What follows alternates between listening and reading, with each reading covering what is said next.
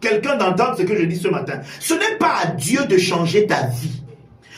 Le changement de ta vie, tu dois coopérer avec Dieu. Dieu, lui, il a déjà tout accompli. C'est même pour ça que cette émission s'appelle Tétélestai.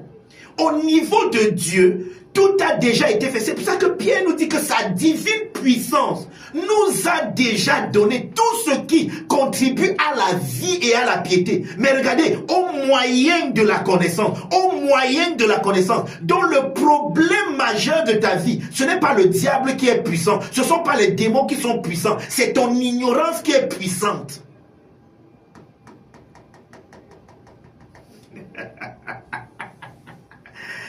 Oui, tu m'as bien compris. Je vais reprendre. J'ai dit que le problème de ta vie, ce n'est pas le diable qui est puissant. Ce ne sont pas les démons qui sont forts. C'est ton ignorance qui est très forte. C'est ce que tu ne connais pas qui te détruit. C'est ce que tu ne connais pas qui détruit ta vie. C'est pour ça que Jésus dit dans Jean 8, verset 32, vous connaîtrez la vérité et la connaissance de la vérité vous affranchira. Tu es encore captif par l'ignorance. La puissance de ta captivité est aussi puissante que ton ignorance.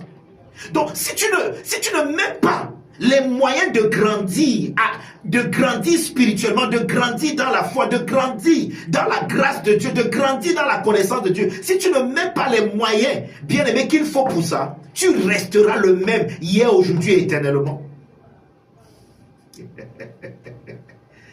Tu dois grandir, mais ce n'est pas automatique. Aucune croissance n'est automatique. La croissance est tributaire d'un certain apport, non seulement de l'environnement de celui qui veut grandir, mais également de l'apport et de l'engagement même de celui qui croit qu'il doit grandir. Tu dois être impliqué dans ta croissance. La croissance n'est pas automatique. Elle demande ton engagement, elle demande ta participation. C'est pour ça que Paul dit, ne vous conformez pas.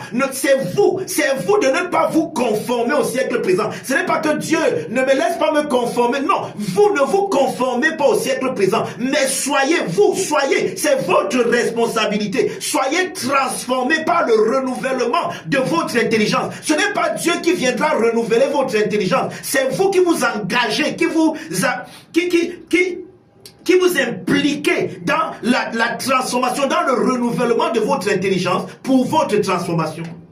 Nous qui contemplons comme dans un miroir la gloire de Dieu, c'est nous qui contemplons. C'est pas le miroir est là, mais si tu ne contemples pas, si tu fermes tes yeux, tu ne seras pas transformé parce que tu n'auras rien vu. C'est nous qui contemplons.